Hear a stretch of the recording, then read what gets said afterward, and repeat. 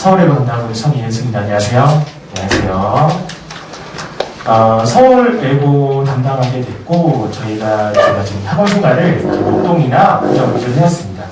고등학생들 반을 개설할 때 이제 일반 반도 개설해서 수업 많이 했었지만, 목동에서는 강서고, 압구정에서는 현대고, 한 학도만을 특정 삼아서 그 학도만을 위한 교재 수업 구성에서 계속해서 수업을 해왔습니다. 자, 거두전략은 출제 경향을 말씀드릴게요. 사실은 어떻게 대비해야 점수 잘 받을까, 문제가 어떻게 출제될 때까 이게 가장 중요한 얘기잖아요. 너무 유명한 얘기라서 알고 계시겠지만 서울외고 문제는 교과서나 부교재에서 대다수가 출제가 됩니다. 그래서 매년 올림포스 수학 상하 있어왔고요.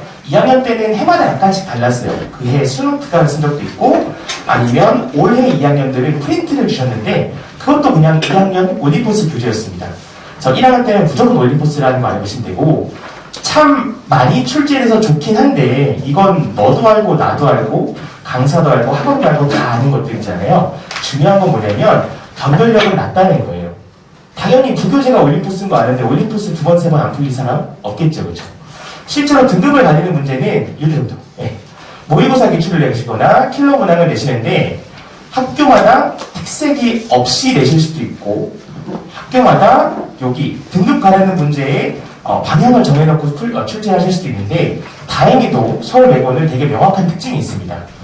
같이 보시면은 등급을 가리는 문제들이죠. 제가 보여드리는 문제들은 이제 1학년 기출문제들 중에서 어려운 것들 중에서 등급 가리는 문제들 중에서 교과서랑 부교재에 없던 것들만 보여드릴 거예요. 이런 문제가 있는데 실제로 출처를 찾아보면 그냥 똑같죠, 어머니. 뭐 양의 정수다, 뭐 방정식이다 나와 있는데 기본 정석 연습 문제입니다. 이게 뭔가 싶죠, 사실은. 언제적 정석이냐 이런 생각이 들긴 드시죠. 근데 뒤에 계속 보시면은 그럴듯하구나 하는 생각이 드실 거예요. 또 이런 문제가 있었어요. 최근 기출문제에서 찾아볼 수가 없는 문제거든요. 출처를 써드리면 모의고사 기출은 기출인데 여기 보시면은 2009년이라 써있을 거예요. 2009년. 그래서 2019년도에 출제된 문제인데 2009년 기출을 들고 왔죠. 그죠? 계속 갑니다. 다 1학년 문제들이에요. 이런 문제가 있었는데 되게 명작 기출 문제거든요. 너무 명작 기출이라서 계속 재생산했던 것들인데도 너무 옛날에 출제됐기 때문에 이번 개정 교육과정에서는 다루고 있는 문제 자체가 많지가 않아요. 2002년 수능이에요. 그리고 보시면 약간 감이 오시나요? 그래서 서울외고 문제 난이도를 봤을 때는 한 번은 쉽거나 아니면 한 번은 어렵게 해서 등급을 조절하거나 갈려주거나 하는데, 그 어려운 문제들을 출제할 때 요즘 문제는 절대 안 내시더라고요. 또 보여드릴게요. 이거는 뭐 2021년도 기출 문제인데요. 보시면 이 그림을 빼고 보시면 똑같은 문제라고 아실 수 있으실 거예요. 그림만 지운 거예요.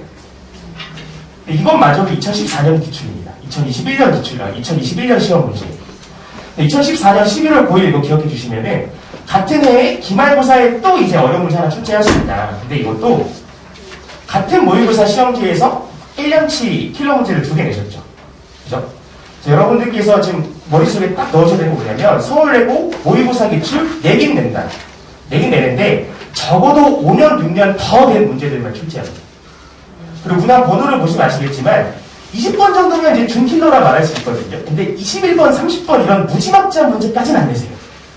그래서 오답률 95% 이상 넘어가는 그런 문제들까지는 출제하지 않으신다까지 아시면 되겠죠. 그리고 이제 또 매년 이제 2019년, 20년, 21년 반복해서 출제되는 문제들도 있습니다. 이렇게 해서 학교 자체가 출제 기준이 너무 명확하기 때문에 시중 문제로 대비하기는 너무 아쉽죠, 그렇죠? 이 출제 경향을 쾌적해서 따로 책을 만들 수가 있기 때문이죠. 그래서 교과서에서 부교재에서 대다수가 출제가 되고 킬러 문제는 되게 옛날 기출을 뽑아내시는구나 해서 나 수학 잘하니까 서점 가서 모의고사 기출문제 하나 사야지 하시면 서점에는 최신 기출만 있을 거예요. 최신 문제 위주로만 있겠죠, 그렇죠? 실제로 출제되는 것은 되게 올드한 문제만 출제가 되죠. 그래서 시중 문제로 대비하기에는 너무 힘듭니다. 비효율적인 거죠. 아예 서울외고만을 위한 교재를 따로 만들 수밖에 없는 거죠. 그래서 되게 옛날 5년, 6년 지난 기출문제들 중에서 아주 무지막지하게 어려운 킬러 문제 21번, 30번 제외하고 너무 쉬운 문제들, 중난이도 문제들 제외하면 그래도 좀 표적이 좁아집니다. 그래서 이런 걸 알고 있으면 교재를 만들 때 있어서 겨울방학 교재에서 그냥 그런 문제들을 끼워 넣겠죠. 당연히 그래야죠. 그럼 개학하자마자 유형 정리 한 번 더 할 텐데 그 교재에도 마찬가지로 넣어놔야죠. 옛날 기출인데 너무 어렵진 않으면서 너무 쉽지 않은 것들. 그리고 시험 한 달 전부터는 계속해서 학원 올 때마다 실전 강좌 올리려고 시험 볼 거잖아요. 그때마다 그 시험지 안에도 끼워 넣어야만 합니다. 추가로 어떤 작업까지 저는 하고 있냐면 그냥 교재를 만들 때 시중 문제 푸는 것보다는 학생들 기출문제 풀리는 게 더 좋겠죠, 그렇죠? 제가 주는 문제에 당위성이 생길 테니까 아이들 태도가 바뀔 테니까 그래서 교재 내에서 학생들 외부 기출문제까지 넣어서 책을 만들고 있습니다. 그래서 출제 경향은 딱 이 정도까지라고 생각하시면 돼요. 더 이상 복잡할 것도 없고 더 이상 더 간단할 것도 없습니다. 근데 이제 여기까지 해서 출제가 이렇게 되니까 그냥 대비하면 되겠다 하실 수 있는데 사실 수학이란 과목 자체가 어려운 이유는 앞에 나왔던 내용들이 뒤에 계속해서 나오고 있다는 것 때문에 누적해서 쌓여가는 범위 때문에 되게 어려운 건데 중학교 때 A 맞는 것 정도는 양치기만 해도 괜찮습니다. 난이도가 높지가 않아요. 중학교 때 합쳐서 95점, 97점, A 나왔고 잘했구나 하실 수도 있지만 학교알림 사이트 들어가 보시면요, 그 A를 맞는 학생들 보통 30% 내외예요. 30% 고등학교 등급으로 따지면 4등급 상위권도 그 안에 껴있는 거예요. 애초에 출제 방식, 출제 의도 자체가 다르죠. 줄서기 업적이 아니었기 때문에. 그래서 공부를 할 때 정말 고등학교 올라가면 아무리 어디서 나올지 정확하게 알고 있어도 양이 많아지고 내용이 어려워지기 때문에 효율적으로 공부하지 않으면 다른 과목에까지 영향을 미칠 수가 있어요. 그러면 우리 외부 학생들인데 전공을 해야 되는데, 국어 해야 되는데, 영어 해야 되는데 수학이 공부량이 너무 많이 차지한다 그러면 사실 수학 포기한 학생들도 꽤 생겨나죠. 그래서 지금 올해 학생들 얘기 들어보면 모의고사 2등급 맞는 학생들 있잖아요. 수학 모의고사 2등급 맞는 학생들. 지금 2학년 올라간 학생들 중에서 수학 모의고사 2등급이 전교에 손을 꼽아요. 어떤 학생은 반에서 수학을 제일 잘 봤어요. 수학 모의고사 3등급이다. 이런 경우도 되게 많습니다. 그렇죠? 결국에는 정확히 정제된 문제들을 효율적으로 공부를 해야 되는 게 맞는데 넘어가서 말씀드리면 아까 제가 말씀드린 건데요. 가로로 공부 시간이라고 듣고 세로를 성취도라고 듣게요. 어떤 학생들은 시험 문제를 풀 때마다 선생님의 입 밖으로 말을 내뱉을 때마다 저게 진짜인가? 맞나? 납득이 안 가는 걸 질문해야지. 이런 학생들도 있을 거고 뭐 중학교 때 선생님 따라해서 해도 A 나왔으니까 열심히 해야지. 그냥 생각 없이 듣는 학생도 있을 거예요. 같은 시간을 공부해도 차이가 생길 수 있죠. 근데 이렇게 B 같은 학생들 정상적인 학원에 정상적인 선생님이라면 내버려 두지 않을 거예요. 당연히 어떻게 하죠? 더 부르겠죠. 남기겠죠. 당연히 남겨야죠. 시간을 더 투자해서 우여곡절 끝에 같은 수준을 만들 수도 있어요. 근데 이렇다고 절대로 끝이 아닌 것이 공부는 효율이잖아요. 이 학생이 더 공부하는 동안 학생 A가 놀고 있을 리가 없잖아요. 그렇죠? 1등급 맞을 선까지 공부했다 싶으면 전공어 공부하겠죠. 영어 공부하겠죠. 그래서 고등학교에서 수학이 차지하는 게 공부량도 많아지고 공부 난이도도 높아지기 때문에 양치기만으로는 도저히 이 양을 다 따라갈 수가 없어요. 아무리 정제를 해놔요. 공부력 자체를 개선하지 않으면 모든 과목에 영향을 미친다는 말씀이죠. 그래서 공부를 잘하려면, 수학 잘하려면 효율적으로 딱딱 1등급 선까지만 가려면 어떻게 해야 되냐? 네이버에 쳐보셔도 유튜브에 쳐보셔도 똑같은 말씀 들으실 겁니다. 개념은 남한테 설명할 수 있을 만큼 알아야 된다. 문제 안에서 개념 표현이 다양하게 되니까 표현을 어떻게 할지 내가 읽어낼 수 있어야 된다. 그만큼 개념 알아야 된다. 어려운 필요 문제는 쉬운 문제 여러 결합한 거라서 문제 안에서 개념과 개념을 엮는 연습해야 된다. 이게 일상이 된다면 실패할래야 실패할 수가 없습니다. 당연히 아이들한테 이 세 가지를 얘기하겠죠. 아이들은 이렇게 이거 맞냐? 많이 좀 아쉽지만 진짜 실망이에요. 아니면 정말 선생님 확실하게 이해하고 넘어갈게요 라고 말해주는 정말 고마운 학생도 있겠지만 문제는 애들이 그렇게 공부를 안 한다는 거예요. 왜냐하면 중학교 때 이렇게 해도 난 A 맞았으니까 그 경험이 아이들한테 몇 년 동안 10년 넘게 남아있기 때문에 시험이 다가오고 마음이 급해지면 나도 모르게 내가 옛날에 잘했던 방식 미친듯이 풀고 미친듯이 배웠던 방식으로 돌아갈 수밖에 없게 돼 있어요. 정확하게 시스템으로 만들어주지 않으면 굉장히 교정하기가 힘듭니다. 그래서 시험날 이런 얘기 듣게 되겠죠? 이거 배웠습니까? 억장이 무너집니다. 아까 제가 앞에서 분석해드린 거 보여드리면서 드디어 시험 딱 보고 역시 나는 미쳤다. 신문기사라는 거 아니지? 아니면 뭐 문제 유출 이런 걸로 나 경찰서에 잡혀가면 어떡하지? 라고 저는 혼자 고민하고 있을 때 이거 배웠냐고 와서 이렇게 얘기하고 있어요. 얼마나 괴리가 큰지 아시겠죠? 그리고 아니면 또 열심히 했던 학생은 이렇게 얘기할 때가 있어요. 분명 아는 건 틀렸다. 근데 정말 아는 걸 틀려오는 경우는 많지가 않아요. 보통 이게 복잡하기 때문에 안다고 착각했을 확률이 되게 높습니다. 더 문제인 건 얘는 질문도 안 했겠죠. 안다고 믿고 있으니까. 그렇죠? 그래서 저는 이런 것들이 너무 싫었어요. 그래서 저만의 해결책은 다음과 같습니다.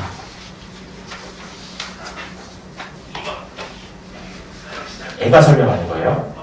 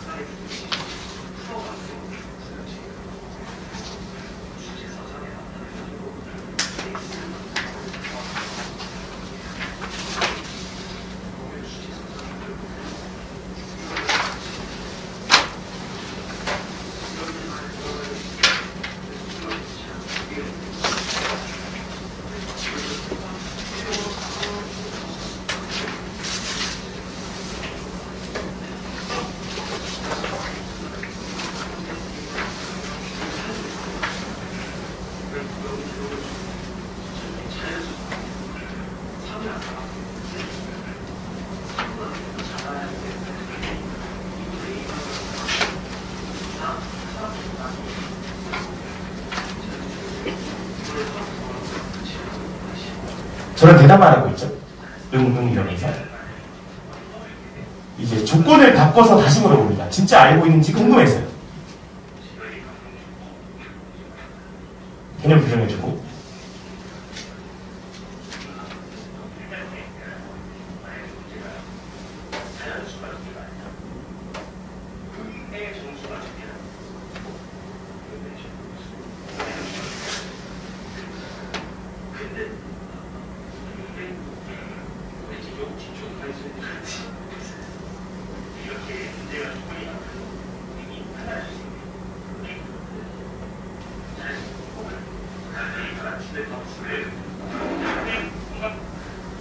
제가 몇 년간 수업을 하면서 항상 정성을 쏟았어요. 못하면 남기고, 이거 문제가 뭘까? 아이들만을 위한 자료도 따로 만들어주고, 넌 이게 약하니까 이걸 여러분들로 다 만들어주고, 항상 사랑과 정성을 다해왔습니다. 그런데도 아이들이 숙제를 해와도 나중에 못 믿겠더라고요. 왜냐면 이제 아이들이 일부러 속은 게 아니고 그냥 그렇게 자라왔어요. 이걸 안다고 착각하게끔 자라왔어요. 왜냐면 수학 성적 매기려면 어머님 사실 이 방법이 제일 맞지 않아요? 저명하신 교수님이랑 교육과정 평가원에서 한 10명 심사위원 나와가지고 학생 한 명 한 명 3시간씩 면담하면 되는 거잖아요. 현실적으로 불가능하죠. 그러니까 시험을 보는 거잖아요. 잘 알고 있다면 시험 문제를 잘 맞을 테니까. 근데 아이러니하게도 시험을 잘 보기 위해서 문제만 풀리고 동그라미 세모만 친다면 그게 그 실력만큼 올라가지 않더라고요. 수학을 잘 알고 있는 게 목적이 되어야만 거기에 성적이 나오는 거지 얘가 동그라미에만 집착을 하면 실력이 늘지 않습니다. 그래서 저는 아이들한테 그냥 저한테 설명을 시키는 거예요. 그래서 아이가 설명하고 있는 이 프린트 교재가 뭐냐면 제가 이제 이름을 붙였어요. 네가 쓴 해설지는 네가 해야 네가 해. 공부는 애가 하는 거잖아요. 그렇죠? 그래서 정말 알고 풀었을까? 틀린 거 3번 친 거 다시 틀려 맞을까? 이거 검증하기 위해서 제가 하는 작업입니다. 어떻게 돼 있냐면 본교재에서 제가 이제 요 문제 알면 요 단어는 제대로 알고 있는 거고 요거만 제대로 풀 수 있으면 다른 것도 응용할 수 있을 텐데 하는 문제들 그대로 실어놓습니다. 어떻게 실어놓냐면 여기는 개념 발견 키워드라고 해서 도대체 어떤 문제에서 어떤 표현을 보고 풀었냐 이 글자들이 다 같은 값어치를 갖고 있는 게 아닐 텐데 이 안에서 뭐 1차로 나눴다 아니면 원방이라고 했다 직선이라고 했다 거리를 물어봤다 이런 것들을 여기 써놓는 거고 그 관련된 개념도 쓰고 해설지 작성해서 저한테 말만 해주는 겁니다. 제가 몇 년간 해보니까 여기서 끝내면 사실 이것도 받아쓰기랑 다를 바 없더라고요. 그래서 제가 시간이 더 들더라도 저한테 무조건 피드백을 받아야만 합니다. 그래서 실제 학생들이 작성한 예시고요. 저는 이걸 타이트하게 보진 않아요. 되게 딱딱하게 여기 무조건 얘라고 써야지 그러지 않고 아이들의 논리만 맞으면 인정하는 거. 이거 어떻게 풀었니?